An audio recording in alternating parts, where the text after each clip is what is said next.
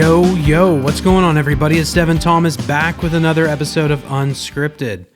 It's been a good week. It was, hasn't been that long since I've done the last pod. I think it's been like 4 or 5 days. So, like, my week wasn't as busy as it usually is in the sense of, like, I have a whole fucking, 6 or 7 days of shit to tell you about. But, yeah, this week was good. Really took it easy. Got back from LA. Kind of updated you guys on that last time. I talked about how, like, I had just gotten back when I started doing the pod, like, that morning, technically. I think it would have been like Wednesday morning, and then I got home at like 2 or 3 in the morning, and then like 6 or 7 o'clock at night I shot that pod and had it out later. But besides the point, so it hasn't been that long. And then when I got home, I'm sure if you're in California you've noticed we have this like storm front. I guess it's an atmospheric river, whatever the fuck they're calling it. But for the past, since I've been home, there was one day it was like mild regular weather, and then straight like winter is here. Winter is coming, one may say. And yeah, we've had rain nonstop. It's been fucking ridiculous, and it's kind of fucked up my walking pattern. I usually go on a walk every day, and even today I was out on a walk, and it fucking halfway around the block, maybe 2 blocks from my house, started fucking raining, like drizzling, and I was like, all right, well, I'm gonna have to cut this short, otherwise I'm gonna be soaked. I didn't plan for an umbrella. Who the fuck does that in Cali? But besides the point, I kind of just stayed inside this week, drank a lot of fucking coffee, hung out. I've been working on a project with Stevie. We've been like building out this thing, and that's been taking a lot of our time up, but that's a little top secret. And then what else has been up? Really just chilling. Been talking about our next steps creatively. Excuse me. Steps on, like, not steps, but like plans to move. Woodland Hills is on the horizon. I don't mind Calabasas as well. We've been looking at real estate all in that area. So just kind of planning for 2026, kind of resetting, strategizing, trying to find where we're going to live, and yeah, things like that. Went out and shopped a bit. You can already tell Christmas is fucking right around the corner. Crazy out on the peninsula shopping. It was insane. Went out with my mom. We fucking hit up a few stores. Had to get some shit. I'm actually, yeah. We've got the halls kind of decked at our house, but I mean, obviously it's not even Thanksgiving yet. Some people think we're crazy for setting this shit up, by the way, like prior to Thanksgiving passing, like having the Christmas shit up. And I'm kind of like, I don't know. Like, if you're going to set this shit up, let's just get as much time out of it as possible. That's how I feel. And like, also kind of sets like the vibe, like coming in and seeing a Christmas tree every day. I mean, it just makes you fucking feel good, to be honest.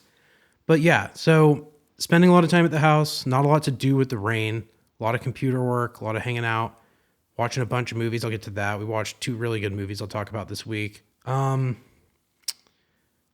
it's been a very like chill, cozy week. Let's just say that. Haven't done too much other than work from home and hang out. That being said, other news, I'm going to be going to Ireland December 1st through 10th. My buddy Anthony has been living out there with his dad out in Wexford, Ireland for the last, I don't know, I think he said 4 months now. And we've been just talking. He's been doing his own podcast, Born Ready podcast. Go check it out. But yeah, we've just been, chatting and kind of like, I don't know, it's good to have community. We talk about like podcasting and just like how we can get better and, continue to grow. And it's always good to have, people on your team. And anyways, he's been telling me like, hey dude, like they're selling the house. They've got like 2 months left of living there. And he's like, if you want to come, like this is the time, like they're out of there in January. And I'm kind of like, fuck it. It just felt like good timing. It felt right. I think also traveling down to Woodland Hills and just like being back in a city, it gave me the travel bug, to be quite frank. And yeah, so that's my plans. I'm going to be flying into Dublin on December 1st. I think I'll get there December 2nd. I guess he even told me you lose a day traveling. I haven't really fucking ever been to Europe. So it's kind of an opportunity that was too good to pass. But yeah, the flight will be like a red eye, get in there. And I think we're just going to go straight to the town and start hanging out. I think his town of Wexford's like maybe an hour and a half from Dublin, so we're close, maybe 2 hours. But we'll be pretty close to like the heart of Ireland, I suppose. And then he's going to take us all around the country. His other buddy's coming too. I haven't met him, but apparently he's a cool dude, and it'll be cool to, it's always good, the more the merrier. But we're going to all 3 kind of drive around Ireland, I guess. This is just like the battle plan, just the hot take battle plan. And then at some point we're going to go to London.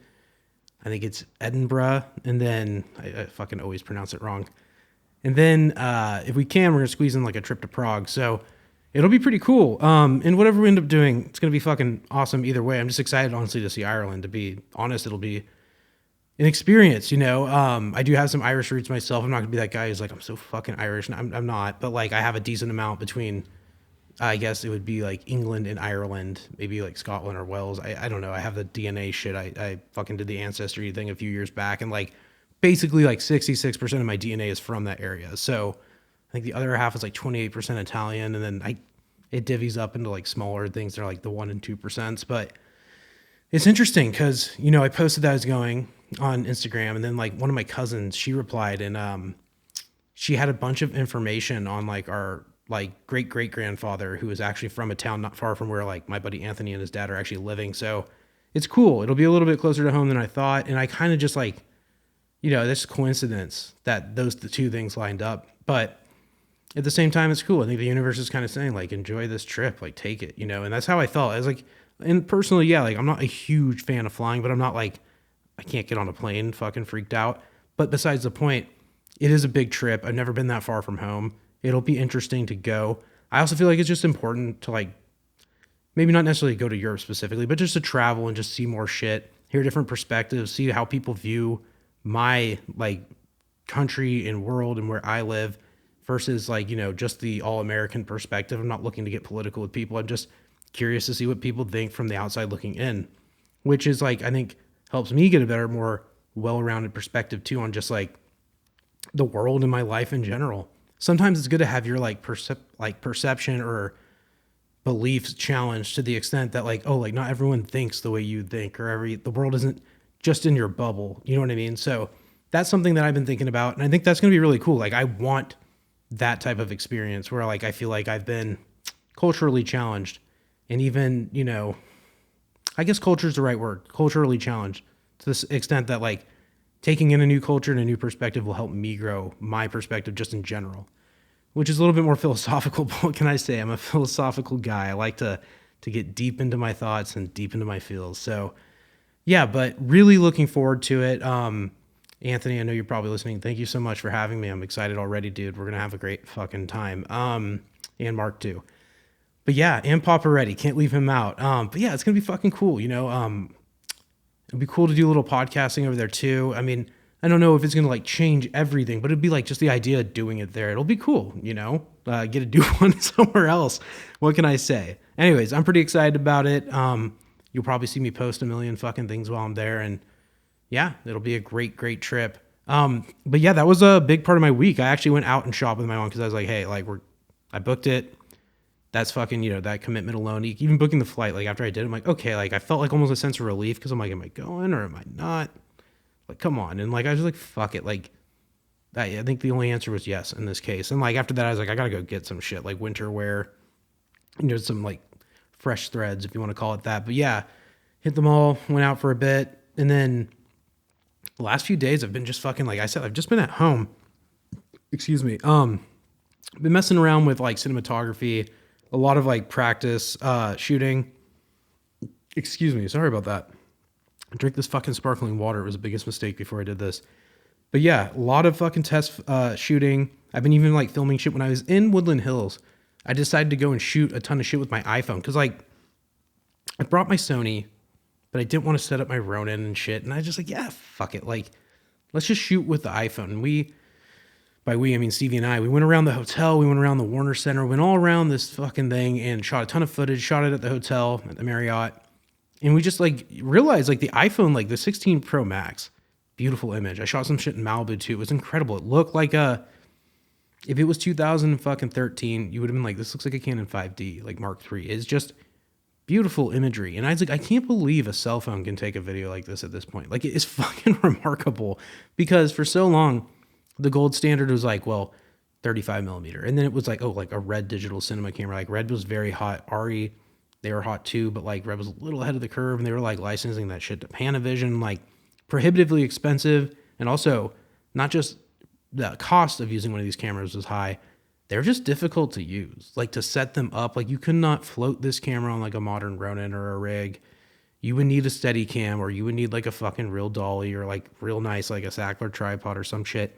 It just wasn't that easy. And now to have a 4K fucking camera that shoots ProRes in your hand, that's incredible. You know, I saw that movie 28 years later and they shot it on the iPhone. They attached like super nice lenses and shit to it. They spared no expense. But even so, the iPhone has gotten so good as a camera. Like, I think it's honestly a completely usable format to shoot a film.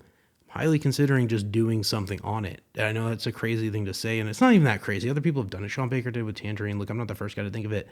But I'm also like, I have standards on quality, right? And I'm not even saying it's a compromise to shoot on the iPhone, but it's like, really, what's the fucking difference at this point? If the story's compelling, just food for thought. Like, that's what I was thinking. I'm like, you can get some pretty beautiful imagery out of this camera. And there's this guy, Blake Ritter. He's this dude, I think he lives in England, but he shoots like a lot of iPhone content, very low budget films. He's actually a pretty cool guy. I follow his content and is like shit, but he's done a lot of iPhone shit lately, and it's impressive what he's doing. And I've been inspired even just by watching his shit. Stevie and I watch it, and it's like, damn, like, anything's possible. I think also like with the like lo-fi digital charm that kind of comes with the iPhone, which lo-fi is, I guess it's like, it's got its own look. I wouldn't even call it lo-fi. It's definitely not going to be like a Sony or a Red, but it's besides the point. If you like the story and it's compelling and it's shot well enough, that's all that matters, right? It's like once you get invested emotionally. I've seen shit that's been shot on such low format, and like 20 minutes in, the last thing I'm thinking about is like, oh, this fucking quality. It's like, who gives a fuck? Some of my favorite movies are shot and they look like shit. It's the story. Did I connect with it? Did I relate to it? That's what I'm thinking about with like movies right now. I'm thinking like, how much does it matter? I'm also thinking like, even like scripts, like I just like when I write a script, I just write the story, whatever I think the story should be. And it always ends up coming out pretty fucking good. At the end, like we read it and we're like, damn, like the beats are there. I think it's just, you got to follow like the natural sense of shit. And like, also like, and that's more like screenwriting, but even with like, digital filmmaking, because that's really what it is at this point, is like digital filmmaking, the medium that you shoot it on, I guess, is not so much as important as, can you pull it off? It's not the camera as much as it is the shooter, right? It's not the, whatever, like you could have all the money and all the fucking toys, but like it's really like who's using it, right? That's what I've been realizing like lately, with just like in the broad stroke of like creation, you can make it however you want. You could record on a $10 fucking microphone with a $100 guitar and probably make a fucking hit if you're talented or you understand how to craft it right, Yeah. So anyways, I'm just saying the iPhone, I think, is totally viable. I've been shooting a lot on it.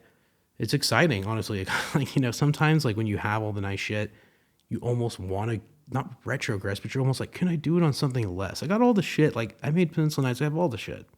I can make another feature tonight. Was it a bitch? It was. Was it worth it? 100 fucking %. Would I do it again? Absolutely.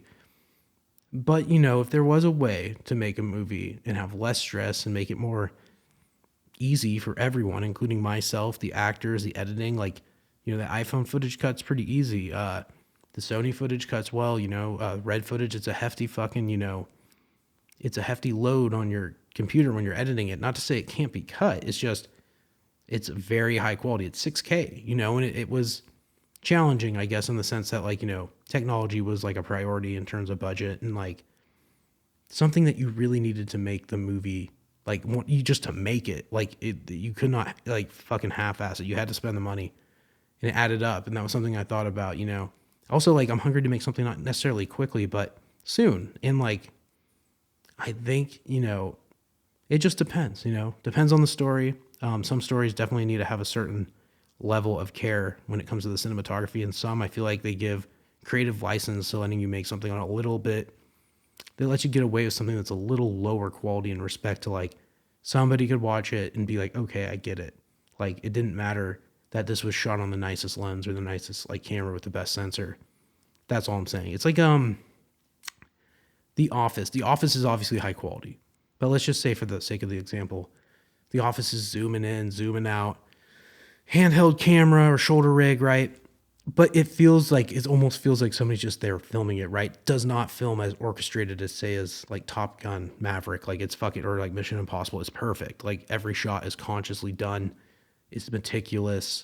There is a great care taken into every frame, whereas The Office is like, it's kind of improv. It's the jazz of fucking, it's literally like improv comedy with these characters, and they're just like, what can we do with the script and make it funny, right? And the camera kind of like I said, creative license. It's like, oh, well, because of the nature of this mockumentary style, you're allowed to swing the camera around a little bit more and zoom in and out. And the camera has a life of its own. It's its own character as much as like Michael Scott in like, Rainn Wilson playing fucking Dwight. Like it's just you know what I mean? So that being said, I think if you have the right story in the right setting with the right, assets, character, actor, etc., then, the iPhone could be perfectly acceptable or whatever format. It doesn't matter at the end of the day. I've owned lots of cameras. I've bought several cameras in the last year just because I just like, it's almost like, do you want to know or not? And I kind of was like, fuck it. Like, instead of like blowing a ton of money on whatever, I was like, I'm going to blow a little bit of money on cameras to see like, what is it really like to use this and shoot in this medium versus that. And I've got a pretty good idea, like just using all the different ones, like all are very, very usable. It comes down to what do you want it to look like? How do you want it to feel? Every camera, it's like, I compare it to guitars. A guitar player could walk into a guitar center and they could spend all day there trying to find the right tone because there's so many guitars, there's so many pickups and configurations, switches, etc. String density, you can get different gauge of string, like different amps, different microphones to record those tones that you get out of the amp with every given setup. That's cameras. It's the same shit, and I guess that's a gearhead in me and even Stevie as well. Like we go through a lot of gear and we just like, I don't know. I think it's just because we're like on the hunt for like the right image. And like, I've been getting to realize like maybe that's a lifelong search, the right image or the right look. You could lose your mind with it. But it's fun. And I think we'll always be searching for the best look and the best image. So that's just a little something on that. Yeah, camera has been on my mind a lot. Writing's taken the back seat in the last week or two. Actually, that's not fair to say. I've been not writing a screenplay recently. Like I wrote unscripted and like, look, dude, I've banged out so many fucking scripts this year. I'm not beating myself up. Usually the holidays too is when I call it. Like right around Thanksgiving, I'm like, okay, like maybe I'll work on something I really want to work on and just like tap away on the keys like for a couple hours a day and just have fun with it. And that's usually how everything is. It's always fun. I enjoy writing. But yeah, I guess production's been on my mind. I'm just thinking like, what can I do? Because I've got the stack of scripts to go through. I'm like, what can I do to get to the next movie? And that's really all I'm focused on right now is keep doing the pod, keep, the people updated, keep putting myself out there, keep, growing the network. And then in the real goal though is like movies. And it's like, okay, what can I make next? How can I make it? And, what do I need a budget to do this thing and like make sure I can make it good and like really make another move with filmmaking? Because it's funny, today I had an update on Facebook and it said like 1 year ago, I had another screening with a Q&A for Peninsula Nights. And I was like, I can't believe 1 year ago I was still out doing like, and there's probably more even like into December, but that I was still out doing like the tour, like Q&As and fucking promoting the movie. It's just weird. Like it was only a year ago. It feels like 10 years ago. Very strange. It's almost surreal. Yeah. And Peninsula Nights, it's funny. Like I got a picture from my aunt the other day. My mom got a picture from her. And it was some random like flyer in Carmel by the Sea. Not random flyer, but it was like, I don't know, like a booklet or like something, but like our movie was just in it. And no one told me, no one contacted me, but it's funny, like I've always thought with Peninsula Nights, it'll have an organic long haul like growth. Like here's the deal, the movie, it's going to just get more popular with time. It's going to just mature. It's like a fine wine. Just the longer it's out, the better it gets, the more people hear about it. It only can exponentially grow from there. And if that's the case, let it, let it have a grassroots, I don't know, let it grow through that. People telling each other about it. And like, we promote it and we have, we've promoted it very well. But besides the point is like, even on a local level or regional scale, let that thing just like become kind of like a local movie that like people like will reference or use like as a movie to like, a point of reference, I guess, to show people. That's how I feel like that movie will be. And like, as it grows, even like within like the romance movie market. Yeah. One thing we got to do too, is get it into like maybe like license it to a streamer because just more exposure. Like it is paywalled right now on Amazon. And like, I think it's the best way to see it personally. Like I love the deal we made with Amazon, but still like, I think having it out there on a scale where it's just like streamable, people can see it. And we're looking into that. It's just, there's some like aggregators out there and I just don't trust them. I've seen too many horror stories and I just don't want to put the movie into a position like where I have to get like a lawyer or something and try and get it out of a hard spot. So that's besides the point. But yeah, it's been interesting. There's a few things. I guess more happened this week than I thought. But yeah, what else? While we've been hanging out, I don't know if you guys saw this. I'm not like a huge gamer. We've been playing Mario Kart. Like, I'm guilty of that. We got the Switch too, but it was kind of like we hadn't bought something in a long time. We're like, fuck it, let's have fun. And the newest Mario Kart, that can't hurt anyone. And honestly, it's probably one of the best games I've ever played. But I saw Simpsons and Fortnite did a collaboration, and like, I'm not alone on this. I've seen tons of millennials, like, downloading Fortnite and like playing the Simpsons version. And like, of course, like even myself, I was enticed to get it. And it's funny, Christine, Stevie, and I were playing, and Christine even asked, like, Simpsons, like, it's just been around so long. How long has it been around? I'm like, I think like 28 years, 30 years, 36 years. She looked it up. This fucking IP is older than us. I mean, for most of my listeners, yes, but like for me particularly, I'm 32. So like this show has been running 4 years since before I was born.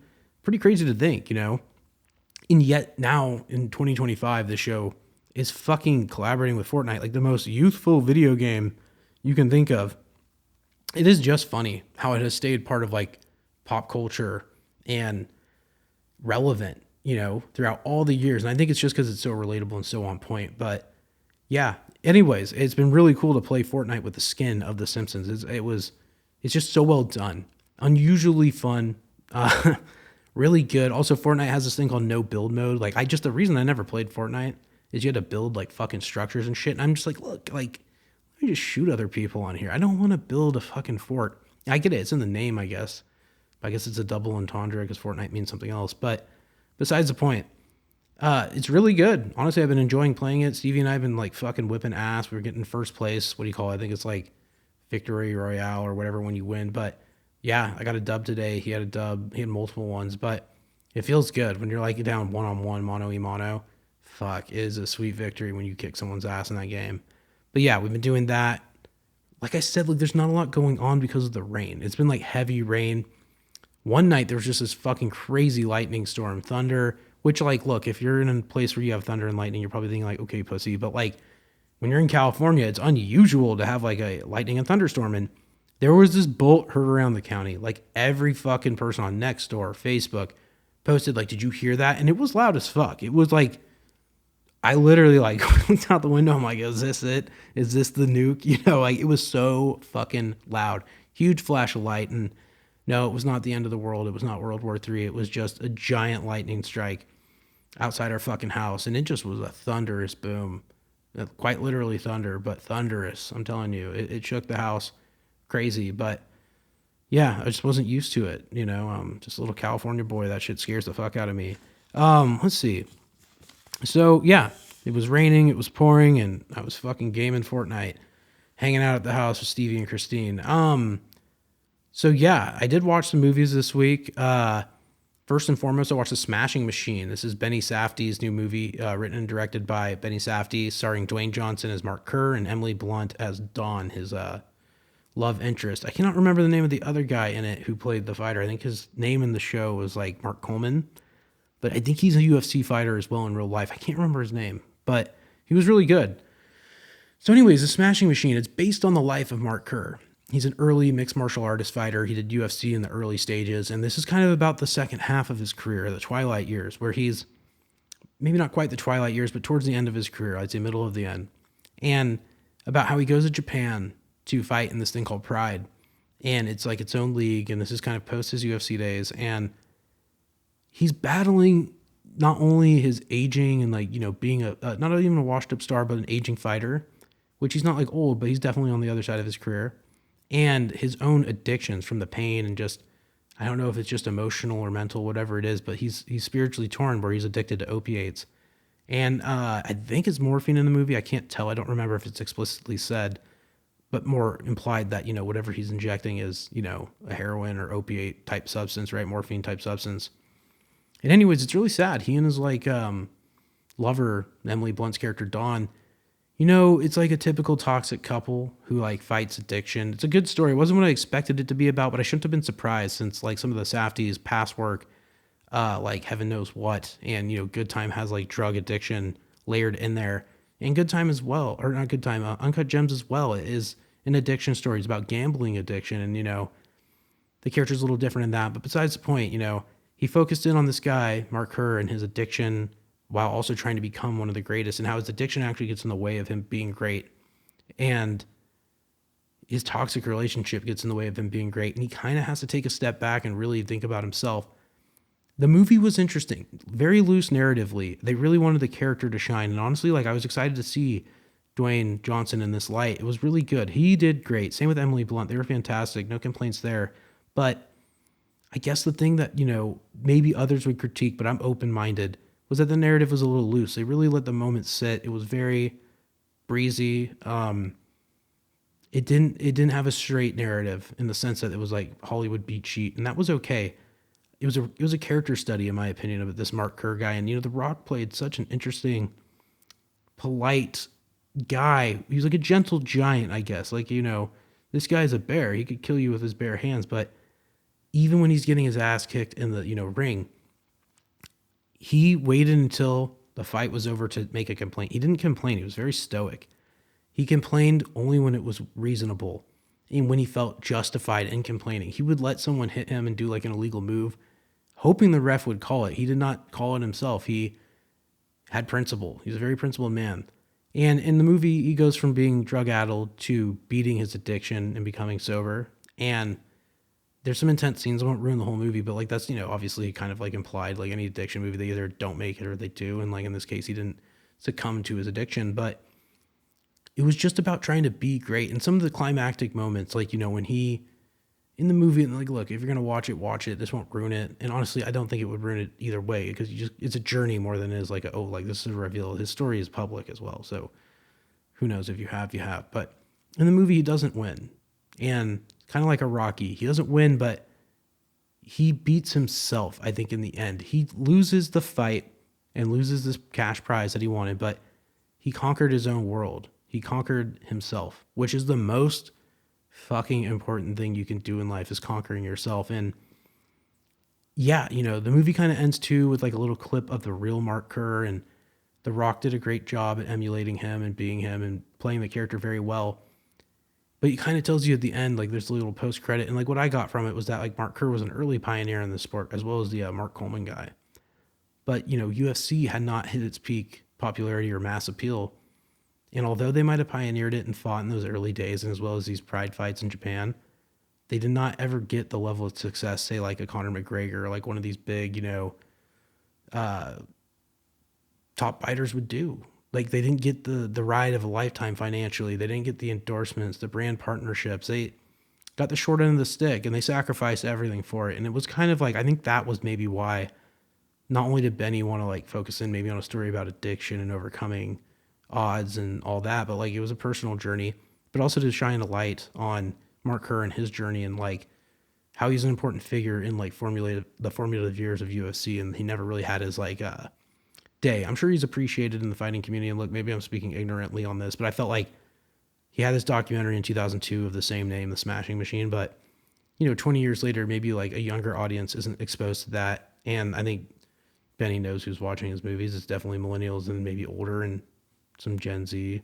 But yeah, just interesting. It was a nice character piece, and honestly, it was intimate. I love the way it was made. Maybe I should talk more about that. The story and narrative, good. And the reasons and motivations for making it, sure. Maybe I'm wrong. It's just my hot take. But the way it was filmed was beautiful. It was shot on 16 millimeter film. Had this nice, gritty, nice color density, warm tones. It was beautiful. I expect nothing less. Can't remember the DP's name, but it's fantastic. Really, really well done.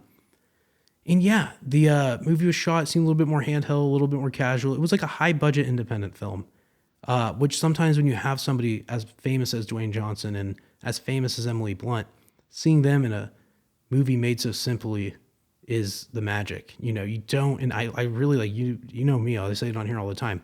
If I could have it perfect, all the bells and whistles, Indiana Jones, fucking Star Wars status, sure, like I'm open to that. But like, part of me likes the feeling of holding the fucking camera in my hands and filming the movie. I like it. I like to just, it's what I think making a movie is, I guess. And it's not about being a cameraman. I'm a director, but like, I like just knowing exactly what I'm going to get. There's something about it. And that's how it felt with this. Like if you told me Benny held the camera, I would have believed it. Obviously there's an op and etc. But it was shot very raw, authentic. low key, not trying to be the fanciest camera work in the sense of like, we're going to fly this camera around. It's going to do a 360 and a backflip. Like, no. Like simple, motivated. It did the job it needed to do. And sometimes it's the simplicity is the best thing. The minimalism of this movie was incredible. He had a lot of restraint as a director, and even he edited the movie as well. And I think he did a great job editing it. I liked it. For what it's worth, I liked it. It will not maybe be the most popular movie ever. I do think The Rock should get some recognition for his acting, as well as Emily Blunt. I'd like to see some nominations. If they don't win, that's okay. But like, Dwayne Johnson went for it, and I think he did a really great job. And I hope, regardless of this movie's financial success or critical review, which, fuck it, there's going to be critics, but fuck them. Everyone's a critic, right? I hope that he continues to do movies like this because it was really interesting to watch. That is the thing I like the most, is that it held my engagement. He's a very, very interesting actor, and I think this is more interesting than, say, like his Fast and the Furious work or his mainstream shit. And I think he knows that, and perhaps he feels the change in the business where or maybe it's just a personal thing. Maybe he wants to explore more serious filmmaking. He's in a position to do it. I think he should totally do it. I really liked it. Great job. I don't want to say it's 10 out of 10. No numerical rank. If you like independent cinema and you want to see a movie that was made with some really high profile people but feels true to independent cinema, go watch it. Also, this is Benny Safdie's first outing as a director without his brother. I think it's Josh Safdie. But yeah, I think, and it's amicable. They're not split, but like not working together on this one. But yeah, it's interesting. He's got this movie, Smashing Machine, and his brother has Marty Supreme coming out with Timothy Chalamet and Mr. Wonderful and a few other actors. So it's cool. Safdie brothers, very interesting. They do some great work. Moving on, the other movie I watched this week was Knocked Up. We watched it as a group, Christine, Stevie, and I. Man, it's just so good. I love Judd Apatow. He's probably one of my favorite filmmakers. I don't talk about him as much, but he's definitely a major influence, even on like narratively the type of movies I like to make. I even argue that I always tell everybody I like to make dramedy, and I reference Kevin Smith a lot, sure, but like I'll be honest, I think Judd Apatow is actually probably closer to the tone and type of movie I'd like to make, because Kevin Smith can get pretty goofy, respectfully, and like with the exception of some of his movies, like like I won't even name any. Some of them are a little bit more serious, and some of them are a little bit more loosey goose and like funny, and like I like those too. But like Judd Apatow, tonally, he really nails the heart and the comedy while making it like the dramedy. It's literally a dramatic comedy. It's got it all, and the humor is really good. It's authentic. And watching Knocked Up this time, I really noticed it. So Knocked Up, 2007, written and directed by Judd Apatow, starring Seth Rogen, Katherine Heigl, Paul Rudd, Leslie Mann, and a ton of other fucking stars. This thing is littered with stars. And if you watch it, this was a great time for this group of people because all of them were on the rise. None of them had critical or mass appeal success at this point, and especially not Seth Rogen. He had been in like 40-Year-Old Virgin. Judd had a big hit with Carell and that gang of actors. And I think as his follow-up, Knocked Up was, it was just such the right movie. It was a vehicle film for everybody in it. It was a vehicle for Judd. Instant hit, instant classic. Katherine Heigl was really good. Paul Rudd, obviously fantastic. Leslie Mann, fantastic. Also wife of Judd Apatow. This time watching it, I could tell how brotherly this group of actors were. A lot of the comedy in it seemed very improv. It makes me want to buy 2 more cameras so I can have fucking 3 and just be like, all right, let's go for it. But yeah, the comedy is authentic. You could tell they were really friends. You could tell that their brand of humor was fresh at the time, and it still is good, and it held up. I was laughing out loud, but you could tell that these guys, like, it's funny because like 2007, I'm trying to think how old I was. I think like maybe 12. No. Yeah, maybe 12 or 13. So it was a pretty punctual time in my life to be like introduced to like high profile comedy in the sense of like, that's the type of humor you reference and you make jokes with your friends about. And like the movie was quotable. And this is, it's funny. You had a slew of hits. You had like Knocked Up, and then you had like next year, you had fucking Super Bad. And like, it just kept growing and growing, right? Pineapple Express. These guys were banging out the hits. It was a comedy I grew up with, to be quite honest. And Knocked Up, like narratively, like, unbelievably good. The story that Judd tells and lays out in, I can't remember the actress's name in the movie, but Katherine Heigl's character and fucking Seth Rogen's character, their story was good. A guy and a girl hook up one night. He gets her pregnant, and now they're kind of like, should we make it work? She's going to keep it.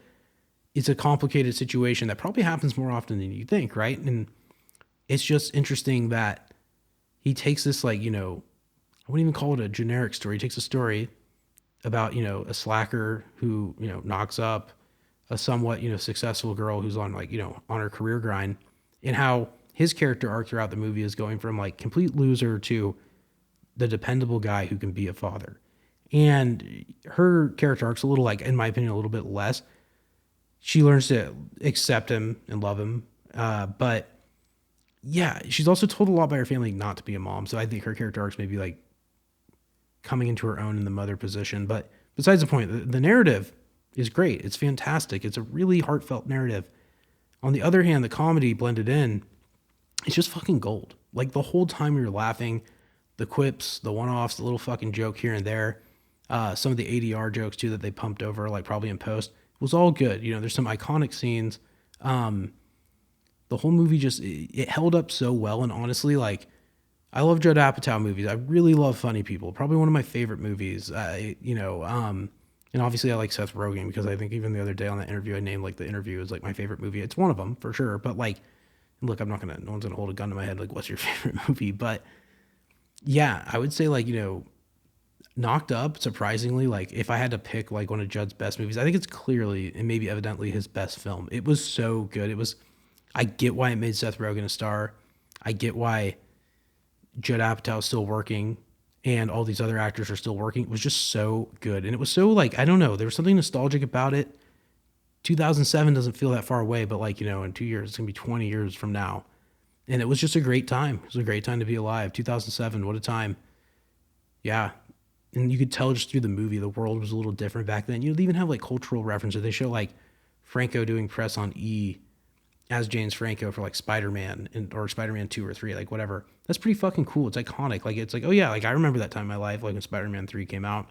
They show Ryan Seacrest as one of the hosts on E, and it's like, yeah, like Ryan Seacrest used to be like, anyone in our time, if you say Ryan Seacrest, they're gonna say, oh yeah, the American Idol guy. Like, and maybe kids these days don't know him the way we know him, but like, that's what I'm saying. It was almost funny to see, like, I guess it's what somebody who grew up in the 80s felt like in 2000, you know, like looking back, or like in like, you know, the mid 2000s, they're probably in 2007, they probably look back like, yeah, the 80s, that was a great time, wasn't it?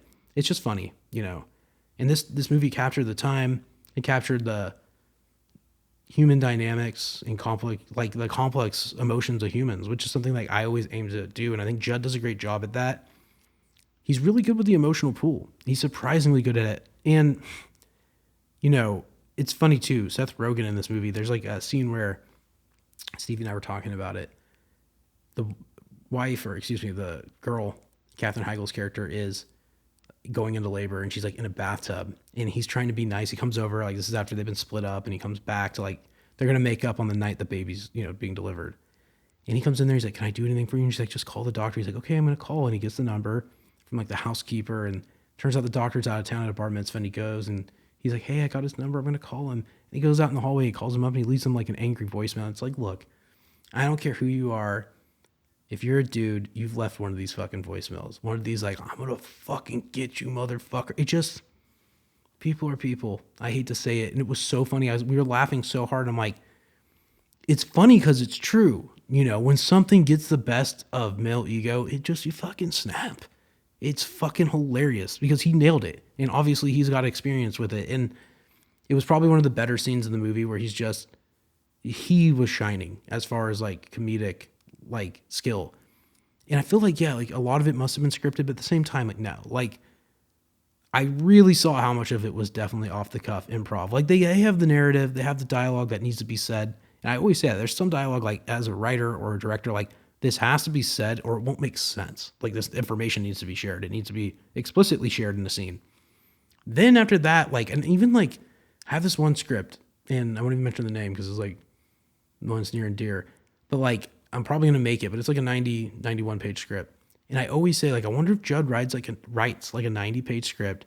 And then he's like, you know what? We're going to have another 25 pages of just improv, not pages, but like 25 minutes, right? Minute a page, 25 minutes of improv. And he probably has hours of it, but he's like, I'm going to cut it down. I'm going to put a little 25 minutes extra of just the fucking comedy in here that these guys are making up on the spot. And if you have multiple cameras and you're filming it, and you can chop between the moments and edit it together and make it look right. That's the dream right there. And I think that's something I'm definitely thinking about more. I've been thinking a lot about making movies, and I guess this week, if I've had anything to do, is to think, quite a bit. And it's been good. It's been healthy. I also think, like, dude, I went hard this year.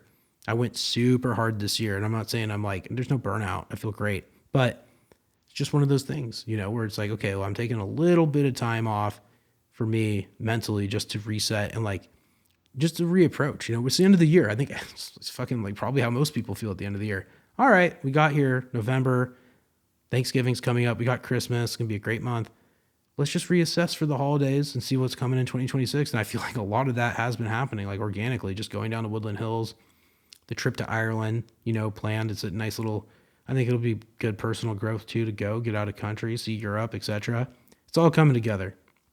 And yeah, I think it's just been nice. These last few days, these last few weeks have been good. Like I broke the pattern of just working all the time, writing all the time, and like, and I like to do it, but yeah, it's been good. It's been good to just get a little perspective on everything. That's what I can say. So anyways, Knocked Up was great. Smashing Machine was great. Really good flicks. I'm going to try and watch something else tonight. I can't remember what it was. Oh, One Battle After Another. I saw it's out now on digital, like streaming. So I'm going to try and check it out, see it. I've heard a lot, but you know what? Fuck it. Like I always judge it for myself, and I think you should too. Never listen to the reviews. Just, if you like it, right?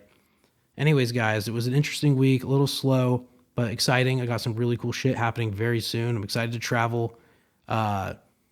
Super fucking stoked for everything coming. So anyways, guys, this has been another episode of Unscripted. I'm Devin Thomas, and I will talk to you all next week.